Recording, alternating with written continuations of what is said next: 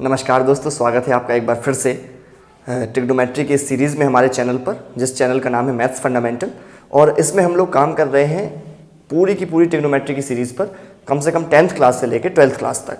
और आज हम लोग 10th क्लास की एक्सरसाइज 8.1 के, जो पिछली वीडियो में हम लोगों ने क्वेश्चन नंबर 6 तक लगा लिए थे, आज हम लोग 7th क्वेश्चन से क्वेश्चन को लगाना स्टार्ट करने वाले हैं। आज सारी एक्सरसाइज खत्म हो जाएगी, 5 क्वेश्चन लगभग बचे हुए हैं, वो सारे के सारे आपको बहुत अच्छे से समझ में आएंगे। आप जुड़े रहिए पूरे आधे घंटे तक और सारे क्वेश्चंस को हम लोग क्लियर कर लेंगे। सबसे पहले बात करते हैं 7वें क्वेश्चन की। 7वें क्वेश्चन में एक वैल्यू हम लोगों को पहले से दी हुई है और वो वैल्यू है कॉट थीटा। कॉट थीटा की वैल्यू दी हुई है 7/8 और पूछा गया है थोड़ा सा अलग। इस बार पूछा गया है पहले पार्ट में कि फाइंड करो कि 1 plus sine theta and 1 minus sine theta upon 1 plus cos theta, दूसरे ब्रैकेट में 1 माइनस कॉस थीटा। इस चीज की वैल्यू फाइंड करनी है हमें। देखिए, इसमें साइन कॉस वगैरह काफी सारी चीजें पता करनी है, लेकिन उससे पहले देख लें कि वैल्यू हमें दी हुई कौन सी है। दी हुई है cot theta is equal to 7/8। मैंने आपको पहले ही बताया था कि कॉट थीटा का मतलब क्या होता है। कॉट थीटा का मतलब होता है परपेंडिकुलर अपॉन बेस। किसका मतलब होता है? tan का।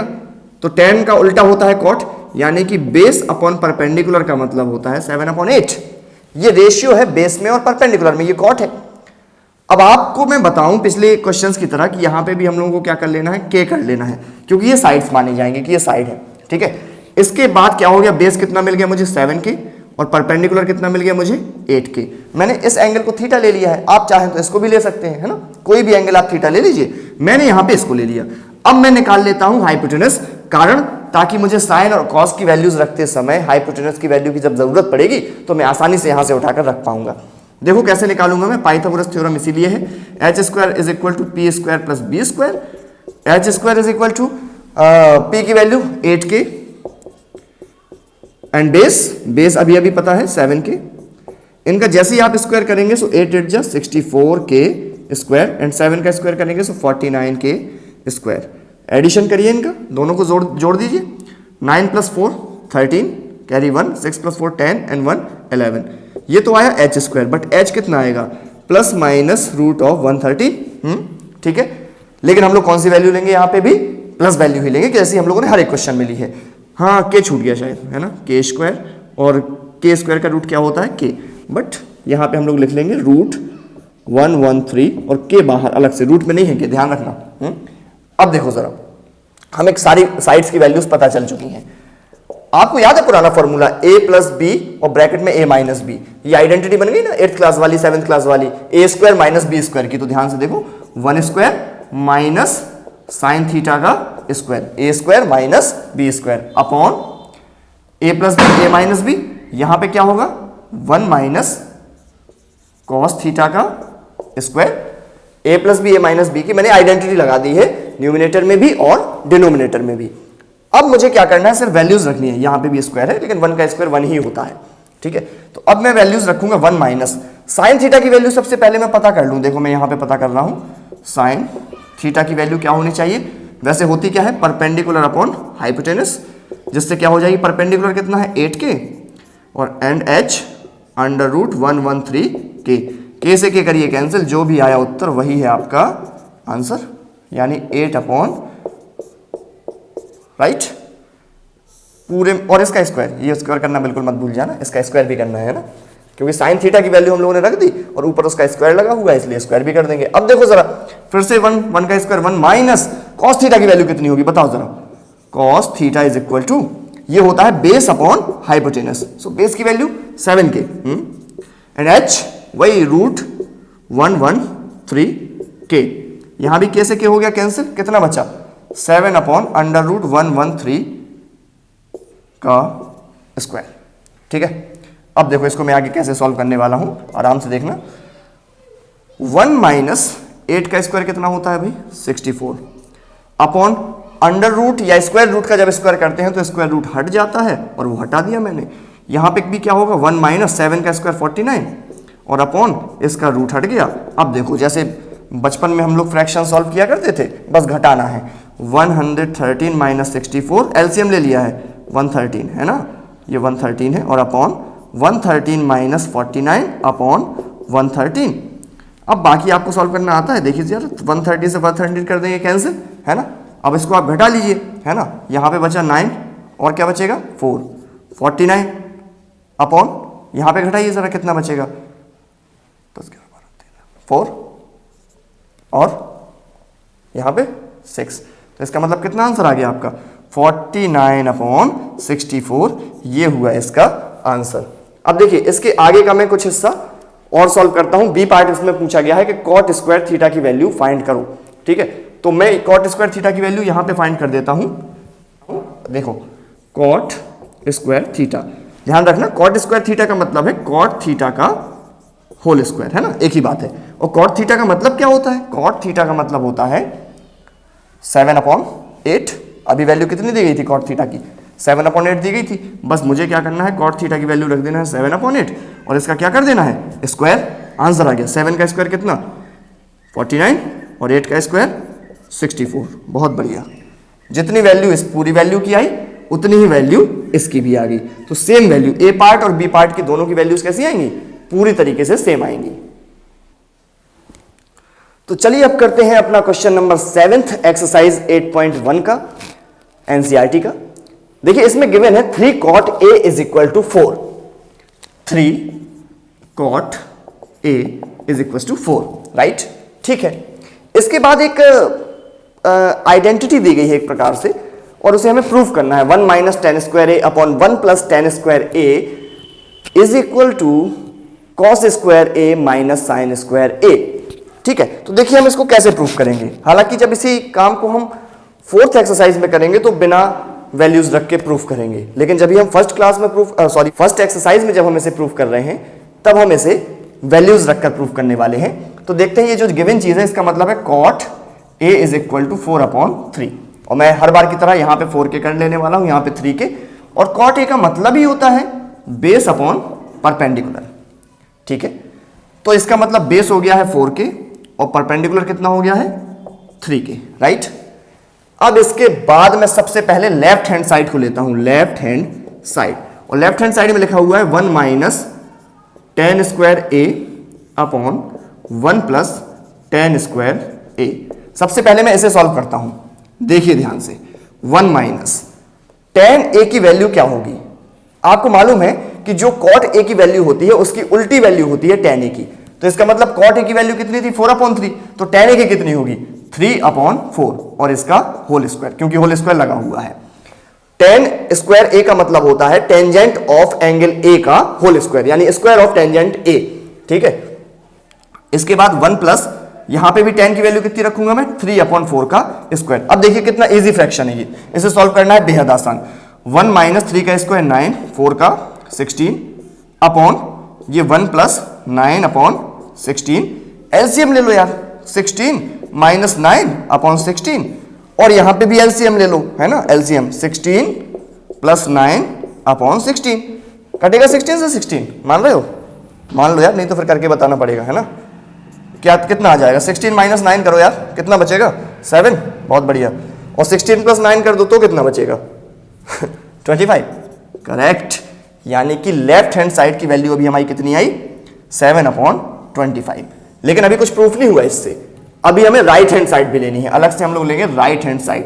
बट देखिएगा राइट हैंड साइड को प्रूफ करते समय क्या प्रॉब्लम आने वाली है। राइट हैंड साइड में हमें प्रूफ करना है cos square A minus sine square ए की वैल्यू क्या करना है, फाइंड करना है। और अगर वो 7/25 आ गई, अगर वो 7/25 आ गई तब तो हमारा क्वेश्चन प्रूफ हो जाएगा, और अगर नहीं आ पाई तो इसका मतलब हम कह देंगे आइडेंटिटी गलत लिखी हुई है। बस यही हमें चेक करना है। तो ध्यान से देखो कि कॉस का मतलब क्या होता है, कॉस का मतलब होता है बेस अपॉन हाइपोटेनस का स्क्वायर, माइनस साइन स्क्वायर का मतलब क्या होता है परपेंडिकुलर अपॉन हाइपोटेनस का स्क्वायर, राइट। स्क्वायर लगा हुआ है इसलिए स्क्वायर लगा रहा हूं, बाकी और कोई रीजन नहीं है, ठीक है। लेकिन मुझे बेस और परपेंडिकुलर की वैल्यू तो पता है, लेकिन हाइपोटेनस की वैल्यू अभी नहीं पता है। उसको मैं निकालूंगा अपने पाइथागोरस अंकल की मदद से। H square is equal to P square plus B square. Now निकालना तो एच ही है ना, निकालना तो यही साइड है। H is equal to perpendicular कितना 3k का स्क्वायर प्लस बेस कितना है 4k, राइट। 4k का स्क्वायर कर दो, ऐड कर दो, 3 3 जा 9k square plus 16k square और जोड़ दोगे तो आ जाएगा 25k², लेकिन निकालना तो है h, so plus minus 5k। 25 का रूट होता है 5 और k² का k, मैं लूंगा पॉजिटिव वैल्यू और वो है 5k। ठीक है, अब मैं रख सकता हूं चैन की सांस लेकर, बेस की वैल्यू कितनी है 4k अपॉन हाइपोटेनस की कितनी आई 5k, ठीक है, स्क्वायर माइनस परपेंडिकुलर की वैल्यू कितनी है 3k अपॉन और हाइपोटेनस की वैल्यू कितनी है 5k। ठीक है, k से k तो काट ही दो यार, तो बढ़िया है। क्या हो गया भाई, 4 का स्क्वायर कितना 16 अपॉन 25 माइनस 3 का स्क्वायर कितना, स्क्वायर लगाना देखो मैं भूल गया, स्क्वायर 9, 5 का स्क्वायर 25। डिनोमिनेटर अगर सेम हो तो न्यूमिनेटर डायरेक्ट सब्ट्रैक्ट हो जाते हैं, कोई एलसीएम लेने की जरूरत नहीं है। घटा दो, 16 में से 9 गए, कितने बचे 7/25। ये भी 7/25, ये भी 7/25। So we can say that left hand side is equal to right hand side, hence proved. बस इतना कर दिया, दोनों वैल्यू सेम आ गई, लेफ्ट हैंड साइड की वैल्यू राइट हैंड साइड की इक्वल आ गई। इसका मतलब हम ये कह सकते हैं कि अब ये क्वेश्चन पूरी तरीके से प्रूफ हो चुका है। चलिए अब चलते हैं क्वेश्चन नंबर 8 पर। तो चलिए अब लगाते हैं क्वेश्चन नंबर 9। क्वेश्चन नंबर 9 में एक वैल्यू हमें दी हुई है tan a is equal to 1/√3 और हमें इसमें a पार्ट और b पार्ट दो सॉल्व करने हैं। पहले पार्ट में हमें सॉल्व करना है sin a cos c plus cos a sin c। तो देखिए उपाय केवल इतना ही है कि हमें तीनों साइड से एक बार पता चल जाए तो वैल्यूज हम आसानी से रख सकते हैं। जैसे अभी मुझे दिया हुआ है कि भाई मुझे दिया हुआ है tan a is equal to 1/√3। मैं तो हर बार की तरह यहां भी k लिखूंगा और यहां भी k लिखूंगा। मतलब tan a का मतलब ही होता है perpendicular upon base, it means 1k/√3k। इसका अर्थ ये हुआ कि परपेंडिकुलर में मान लेता हूं 1k और बेस में मान लेता हूं √3k, है ना। और ये ट्राइंगल बी पर राइट एंगल्ड है, ये भी ठीक है। इसके बाद मुझे हाइपोटेनस निकाल लेना चाहिए ताकि बाद में दिक्कत ना हो। तो क्या होता भाई, h² is equal to p² plus b²। Perpendicular कितना है 1k का स्क्वायर प्लस बेस कितना है, बताओ जरा बेस कितना है, √3k का होल स्क्वायर। तो ये तो हुआ k², √3 का स्क्वायर कितना होता है, रूट हटा दो, है ना, 3k², 3 + 1 4k²। ये तो हुआ h², और अगर पूछी जाए h की वैल्यू तो प्लस माइनस 2k। मैं लिखूंगा केवल प्लस वाली वैल्यू। अब मैं जो वैल्यू चाहूं यहां पे बड़े आराम से रख सकता हूं, बस मुझे ध्यान ये रखना है कि अगर साइन पूछा गया है एंगल ए का तो मैं एंगल ए का निकालूंगा, और अगर साइन पूछा जाएगा एंगल सी का तो मैं एंगल सी के लिए साइन निकालूंगा। लेकिन नियम यही रहेंगे, पंडित बद्री प्रसाद और हर हर बोले, ठीक है। अब देखो जरा, साइन ए की वैल्यू मुझे फाइंड करनी है। साइन ए होता क्या है, परपेंडिकुलर अपॉन हाइपोटेनस, और किसके लिए फाइंड करनी है, sine of A. So perpendicular upon hypotenuse यानी 1k अपॉन 2k। यहां पे मैं लिख सकता हूं BC अपॉन BA। अभी मैं BC अपॉन BA लिख लेता हूं, फिर अगले स्टेप में कर दूंगा ताकि आपको समझ में आ जाए। cos ऑफ C यानी कोसाइन ऑफ एंगल C। अब कोसाइन निकालना है मुझे एंगल C के लिए। एंगल C के लिए कोसाइन क्या होगा, यानी बेस अपॉन हाइपोटेनस। यहां पे बेस ये होगा और हाइपोटेनस ये होगा, यानी CB upon CA। CB upon CA। मुझे यहां BA नहीं लिखना था, मुझे यहां पर लिखना था CA, है ना, क्योंकि साइन A का मतलब होता है परपेंडिकुलर अपॉन हाइपोटेनस और cos C का मतलब होता है बेस अपॉन हाइपोटेनस, है ना। तो साइन का जो मतलब है वही लिखेंगे और cos का जो मतलब है वो भी यहां पे लिखेंगे। इसके बाद चलेंगे आगे प्लस। अब देखो cos ऑफ एंगल A, है ना, तो cos ऑफ एंगल क्या होगा, एंगल A का cos बेस अपॉन हाइपोटेनस यानी √3k अपॉन 2k। रही बात वैल्यूज की तो लिख लो BA upon CA into sine A की वैल्यू, साइन C की वैल्यू क्या होगी, साइन C, साइन मतलब perpendicular upon hypotenuse, but sine of C, so perpendicular ये और हाइपोटेनस ये, यानी BA upon CA, BA upon CA, ठीक है। अब वैल्यूज रख दो यार आराम से, बिल्कुल आराम से। BC की वैल्यू कितनी 1k, CA की वैल्यू कितनी 2k, CB की वैल्यू कितनी वही जो BC की यानी 1k और इसकी 2k। बस केवल ट्राइंगल में देख देख के वैल्यूज रख रहा हूं मैं और कुछ नहीं कर रहा हूं। √3k अपॉन CA की वैल्यू कितनी 2k इंटू BA की वैल्यू कितनी √3k और अपॉन CA की वैल्यू कितनी वापस 2k। सबसे पहले तो ये के खत्म कर दो, 1 1 जा 1 अपॉन 2 2 जा 4 प्लस √3 का इंटू 3, 2 2 जा 4, 3 और 1 4 और बटे में रहा 4 और करोगे इनको खत्म तो उत्तर आ जाएगा 1। ये हो गया पहले पार्ट का आंसर। अब इसने दूसरे पार्ट में क्या पूछा है? दूसरे पार्ट में इसने पूछा है cos A cos C minus sin A sin C। तो आइए इसकी वैल्यू भी हम लोग निकाल लेते हैं। अब देखिए इस क्वेश्चन को भी ठीक वैसे ही करना है। कोसाइन ऑफ एंगल A है ना, तो ये क्या होता है बेस अपॉन, अब इसको मैं डायरेक्ट कर रहा हूं पिछले क्वेश्चन की तरह ही करना है। cos A एंगल A के लिए cos बेस अपॉन हाइपोटेनस यानी √3k upon 2k, √3k upon 2k। ठीक है, आप वैसे वैल्यूज रख सकते हैं अलग से। और cos C की वैल्यू कितनी होगी? cos ऑफ एंगल C यानी तब ये बेस हो जाएगा तो 1k upon 2k, 1k upon 2k minus sine of angle A, sine of angle A perpendicular upon hypotenuse 1k upon 2k, 1k upon 2k and into sine of angle C, sine of angle C यानी तब ये perpendicular और ये hypotenuse, सो √3k upon 2k, √3k upon 2k। ठीक है, अब फिर से एक बार क्या खत्म कर देना है? k से k को, k से k खत्म, k से k खत्म, k से k खत्म, k से k खत्म। √3 का मल्टीप्लाई √3 में करेंगे सो √3 आएगा और 2 2 जा तो 4 हो ही जाता है। माइनस इधर √3 का मल्टीप्लाई √3 में करेंगे सो फिर से √3 आएगा, 2 2 जा 4 हो गया। अब उत्तर बहुत छोटा आने वाला है यार, हद से ज्यादा छोटा। √3 minus √3, √3 minus √3 upon 4। Same number में से सेम नंबर को अगर सब्ट्रैक्ट किया जाए तो आंसर 0 अपॉन 4 आ जाएगा और इसका उत्तर क्या कह सकते हैं हम कि 0 इसका आंसर आ गया। चलिए ये समझ में आ गया होगा आपको क्वेश्चन। अब चलते हैं अपने सेकंड लास्ट क्वेश्चन यानी क्वेश्चन नंबर 10th पर। तो चलिए अब चलते हैं क्वेश्चन नंबर 10th पर। क्वेश्चन नंबर 10th में दोस्तों कुछ अलग ही कहानी बताई गई है। इसमें कहा गया है कि PR और QR का जो सम है वो दिया हुआ है 25 सेंटीमीटर। इसके अलावा फाइंड करना है हमें sin P, cos P और tan P की वैल्यू, जबकि एक साइड की वैल्यू दे दी है PQ साइड की वैल्यू और वो है 5 सेंटीमीटर। ठीक है, अब इसकी वैल्यू 5 सेंटीमीटर और बाकी हमें फिर फाइंड करना है sin P, cos P, tan P। But हमें तो सारी साइड चाहिए ना, है ना। और एक चीज उसने और अच्छी दे रखी है कि PR और QR का सम जो है वो कितना है 25, यानी PR और QR का सम कितना है 25, यानी ये मतलब है मेरा PR plus QR is equal to 25, है ना। एक काम करो यार कि PR और QR में से किसी भी एक को x मान लो। QR को मैं x मान सकता हूं, चलो मान लिया। QR को मैंने मान लिया x, let QR is equal to x। ठीक है, ये हो गई x, तो बता सकते हो ये कितनी होगी? ये हो जाएगी 25 माइनस x, क्योंकि दोनों का सम कितना है 25। ये देख लो PR plus x is equal to 25, तो PR कितना आ गया 25 माइनस x, राइट। सेंटीमीटर्स में ही चल रहा है सब कुछ। ठीक है, अब तो मुझे सारी साइड पता चल गई। अब मैं लगा देता हूं पाइथागोरस थ्योरम। ठीक है, पिंड नहीं छूट रहे पाइथागोरस थ्योरम से, भले ही हम ट्रिग्नोमेट्री पढ़ रहे लेकिन जल्दी छूट जाएंगे, चिंता मत करो।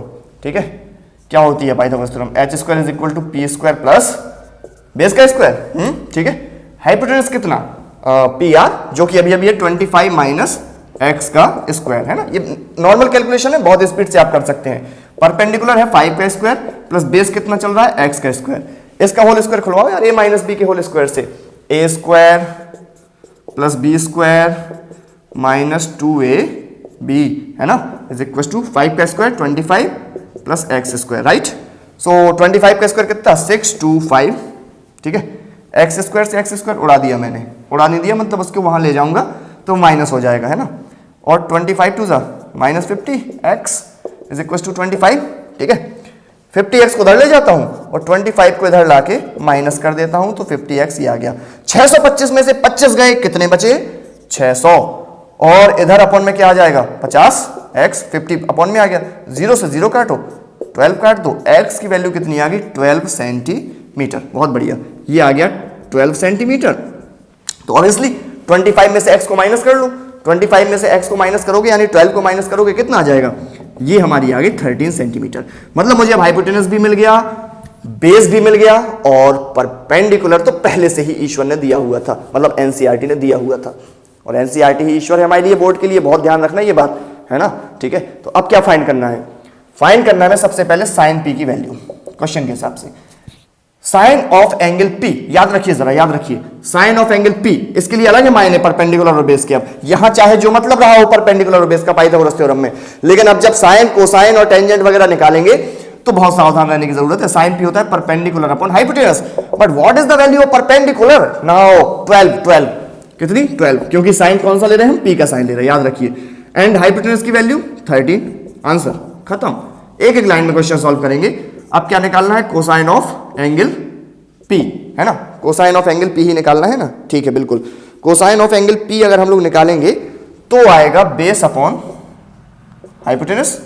Now the base is 5 and hypotenuse is similar 13, answer 5 upon 13 इसका आंसर आ गया। ये लो, लास्ट चीज क्या निकालना है? tan P। देखो कोई भी ट्रिग्नोमेट्रिक रेशियो निकालना हम सब निकाल सकते हैं। Perpendicular upon base, what is the value of perpendicular for this condition, for this special condition?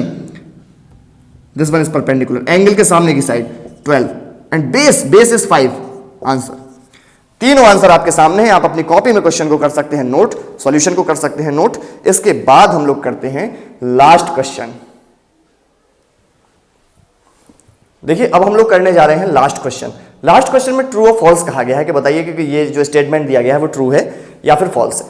तो हम लोग ट्रू और फॉल्स तो बता सकते हैं, लेकिन हमें उसको जस्टिफाई भी करना है, उसका रीजन देना है कि आखिर ऐसा क्यों है। ये नहीं आप कहेंगे कि हम तुक्का मार के आ जाएंगे, या तो ट्रू होगा या फॉल्स होगा, ऐसे नहीं।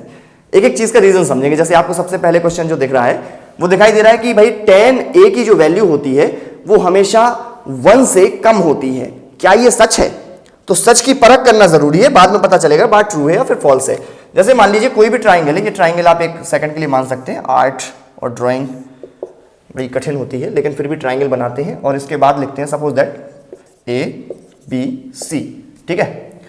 और tan A की वैल्यू क्या होती है? tan A की वैल्यू होती है परपेंडिकुलर अपॉन बेस। इस बात से तो आप सहमत हैं? ये तो पंडित बद्री प्रसाद ने भी कहा था, ठीक है, कि परपेंडिकुलर अपॉन बेस होती है tan की वैल्यू। अब ये tan की वैल्यू 1 से हमेशा छोटी होती है, ऐसा कहा गया है, ठीक है। लेकिन ये 1 से बड़ी कब होगी फ्रैक्शन? जरा सोचो, ये फ्रैक्शन 1 से बड़ी केवल, ये भिन्न 1 से बड़ी केवल तब होगी जब ये इम्प्रॉपर फ्रैक्शन होगी, है ना, विषम भिन्न होगी। यानी P की वैल्यू होगी ज्यादा और बेस की वैल्यू होगी कम, तो इसका वैल्यू क्या हो जाएगी भाई? इसकी वैल्यू 1 से बड़ी हो जाएगी। तो क्या परपेंडिकुलर बेस से ज्यादा नहीं हो सकता कभी? बताओ जरा, ये परपेंडिकुलर है, ये बेस है, हाइपोटेनस तो है ही नहीं tan में, बात ही नहीं करना हमें। क्या परपेंडिकुलर बेस से ज्यादा नहीं हो सकता है? हो सकता है। क्या परपेंडिकुलर बेस से छोटा हो सकता है? जी हां, हो सकता है। क्या परपेंडिकुलर बेस के बराबर हो सकता है? जी हां, बराबर भी हो सकता है। तो अगर ऐसी तीनों कंडीशन पॉसिबल है तो फिर tan A की वैल्यू 1 से छोटी भी हो सकती है। 1 से छोटी कब? जब परपेंडिकुलर 1 हो और बेस 2 हो। 1 के बराबर भी हो सकती है जब परपेंडिकुलर और बेस दोनों बराबर हो, और 1 से बड़ी भी हो सकती है, यानी कि जब मान लीजिए बेस है अगर आपका 2 और परपेंडिकुलर है 4, तो ये वैल्यू 1 से बड़ी आ गई। तो कहने का मतलब ये हुआ कि ये स्टेटमेंट पूरी तरीके से गलत है। वास्तविकता तो ये है कि tan A की वैल्यू 1 से छोटी भी हो सकती है, 1 से बड़ी भी हो सकती है और 1 के इक्वल भी हो सकती है। अब देखते हैं स्टेटमेंट नंबर 2। देखिए स्टेटमेंट नंबर 2 में कहा गया है कि एंगल A के किसी भी वैल्यू के लिए क्या पॉसिबल है कि उसकी वैल्यू 12/5 हो जाए? इम्प्रॉपर फ्रैक्शन है ना, sec A is equal to, क्या हो सकता है कभी भी जीवन में कि उसकी वैल्यू 12/5 आ जाए? ये नहीं दिया गया कि A की वैल्यू कितनी। आप ये मत सोचिएगा कि किसी स्पेसिफिक एंगल की बात हम कर रहे हैं, एंगल की किसी भी वैल्यू के लिए वो बात कर रहा है, फ्री हैं आप, ठीक है। तो सबसे पहले हम ये चेक करना है कि sec A का मतलब क्या होता है। sec A का मतलब होता है H/B, यानी हाइपोटेनस अपॉन बेस, राइट। केवल इतना, यहां इतना ऑब्जर्व कर लीजिए कि क्या बेस से बड़ी कभी हाइपोटेनस की वैल्यू हो सकती है? आप कहेंगे कभी तो छोड़ो, हमेशा होती है। हाइपोटेनस की वैल्यू हमेशा क्या होती है? बेस से बड़ी ही होती है। बेस 5, हाइपोटेनस 12, इसी रेशियो में है। अगर ऐसा है तो ये स्टेटमेंट, इसका मतलब क्या हुआ? स्टेटमेंट 100% बिल्कुल करेक्ट है कि sec A की वैल्यू किसी स्पेसिफिक एंगल के लिए 12/5 हो सकती है। हम यहां लिख सकते हैं ट्रू, और रीजन मैंने आपको बता ही दिया है। अब चलते हैं थर्ड स्टेटमेंट की तरफ। देखिए थर्ड स्टेटमेंट में लिखा हुआ है कि क्या जो cos A हम लोग लिखते हैं बार बार, ये कोसेकेंट ऑफ एंगल A का शॉर्ट फॉर्म है? नहीं नहीं नहीं नहीं, वो कह रहा है कि क्या जो ये हम लोग बार बार लिखते हैं cos A, तो क्या ये कोसेकेंट ऑफ एंगल A है इसका फुल फॉर्म? नहीं, मैंने आपको पहली वीडियो में ही बताया था, आप जाकर देख सकते हैं उस वीडियो को, इसी सीरीज की वीडियो है, कि कॉस का जो पूरा नाम होता है और रियल नाम होता है, कॉस तो एक एब्रीविएशन है ना, रियल नाम होता है कोसाइन ऑफ एंगल ए, है ना। तो ये स्टेटमेंट फॉल्स हो गया क्योंकि कोसेकेंट नहीं होता है। वास्तविकता में तो ये है कि जो कोसेकेंट है वो किसका मतलब किसका फुल फॉर्म है, वो कॉसेक का फुल फॉर्म है कोसेकेंट, है ना। तो आप इस स्टेटमेंट को फॉल्स कह सकते हैं। इसके बाद हम लोग देख लेते हैं नेक्स्ट स्टेटमेंट। अब देखिए इस स्टेटमेंट में तो बड़ी अचरज भरी बात की गई है और इस स्टेटमेंट में कहा गया है कि कॉट ए का जो मतलब होता है वो होता है कॉट का और ए का मल्टीप्लाई। इससे बड़े आश्चर्य की बात क्या हो सकती है। कॉट ए का मतलब हो रहा है, वो कह रहा है कि कॉट का मल्टीप्लाई किसमें कर दिया, ए में। नो, ये मतलब नहीं होता है भाई। वास्तविकता में कॉट का मतलब होता है कोटेंजेंट ऑफ एंगल ए। ये होता है कॉट का रियल मीनिंग। कॉट ए का मतलब कभी भी मत ये समझिएगा कि कॉट का मल्टीप्लाई ए में चल रहा है। अगर ऐसा होगा तब तो फिर आप कुछ भी कर सकते हैं। कभी ऐसा लिखा मिल जाएगा साइन ए अपॉन, मान लीजिए लिख दिया किसी ने कॉस ए, ठीक है। अब आप इसके बाद पता है क्या करेंगे, आप ए से ए को काट देंगे और कैपिटल एस से स्मॉल एस को भी काट देंगे। आप लिख देंगे एन अपॉन ओ। ये सब पॉसिबल है? नहीं, ये ट्रिग्नोमेट्री में पॉसिबल नहीं है, ऐसा कुछ नहीं होने वाला है। रियलिटी ये है कि कॉट ए का मीनिंग कॉट इनटू ए नहीं होता, बल्कि कॉट ए का मीनिंग होता है cotangent of A. Sine A का मीनिंग होता है sine of angle A. Cos का मतलब होता है कॉस ए का मतलब कोसाइन ऑफ एंगल ए। और इसी प्रकार से जितने भी आपके ट्रिग्नोमेट्रिक रेशियो हैं सभी के मीनिंग्स इसी तरीके से निकलते हैं और इसके अलावा कोई तरीका नहीं। अब देख लेते हैं एक और स्टेटमेंट जो कि शायद लास्ट स्टेटमेंट है आपका। लास्ट स्टेटमेंट में दोस्तों कहा गया है कि क्या किसी भी एंगल थीटा के लिए साइन थीटा की वैल्यू 4/3 हो सकती है। बताओ, साइन थीटा की वैल्यू 4/3 हो सकती है। देखो अब इस तरीके के क्वेश्चन कर चुके ना हम लोग। तो ये बताओ सबसे पहले तो कि साइन थीटा का मतलब क्या होता है। साइन थीटा का मतलब होता है परपेंडिकुलर अपॉन हाइपोटेनस 4/3। मुझे इतना बस बता दो कि क्या परपेंडिकुलर की वैल्यू कभी हाइपोटेनस की वैल्यू से बड़ी हो सकती है? असंभव। कह दो परपेंडिकुलर बड़ा है हाइपोटेनस से। Is this possible? नो। चाहिए परपेंडिकुलर हो, चाहिए परपेंडिकुलर हो, वो कभी भी हाइपोटेनस से बड़ा नहीं हो सकता है। किसी भी राइट एंगल ट्राइंगल में जो उसकी सबसे बड़ी साइड होती है वो होती है उसका हाइपोटेनस, यानी हिंदी में कहते हैं उसे कर्ण। बाकी लंब और आधार यानी परपेंडिकुलर और बेस हमेशा उससे छोटी होंगी, कभी बराबर तक नहीं हो सकती हैं। हाइपोटेनस सबसे लंबी साइड होती है। हाँ, कुछ स्पेशल कंडीशंस होंगी, जब हम लोग कुछ और चीजें करेंगे ट्रिग्नोमेट्री में, वो एक अलग बात है। लेकिन जनरली अगर देखा जाए तो कम से कम छोटी तो कभी नहीं हो सकती, बराबर करके दिखाएंगे, लेकिन कभी भी हाइपोटेनस छोटी नहीं हो सकती है। सो ये लास्ट स्टेटमेंट था। इसे भी आपने क्या कह दिया है कि ये फॉल्स है पूरी तरीके से। तो मुझे लगता है कि आज ये एक्सरसाइज जो खत्म हुई है अभी पूरी हुई है, ये आपको अच्छी लगी होगी। सॉल्यूशन सारे समझ में आए होंगे। अगर कोई सॉल्यूशन समझ में नहीं आ पाता है तो आप उसे प्लीज दोबारा देख लीजिए, तो आपको बहुत अच्छे समझ में आ जाएगा। इसके बाद हम लोग सेकंड एक्सरसाइज का पहले इंट्रोडक्शन समझेंगे। उसके अंतर्गत हम लोगों को एंगल्स की वैल्यूज जब दी गई होंगी, फिर हमें ट्रिग्नोमेट्रिक रेशियो निकालने होंगे। उसमें और मजा आने वाला है। कितने सारे एंगल्स की निकाल सकते हैं, कहां से कहां तक निकाल सकते हैं, सारी चीजें हम लोग पढ़ेंगे। और उसके बाद फिर हम 8.2 एक्सरसाइज को करेंगे। तो इसी तरीके से समझते रहेंगे। आप वीडियोस देखते रहिए। अगर पसंद आ रही हैं तो अगली वीडियो भी देखते रहिए। और इसके अलावा जो भी आपकी सलाह और परामर्श हो वो जरूर कमेंट सेक्शन में मुझे बताइएगा। तब तक के लिए नमस्कार और थैंक यू।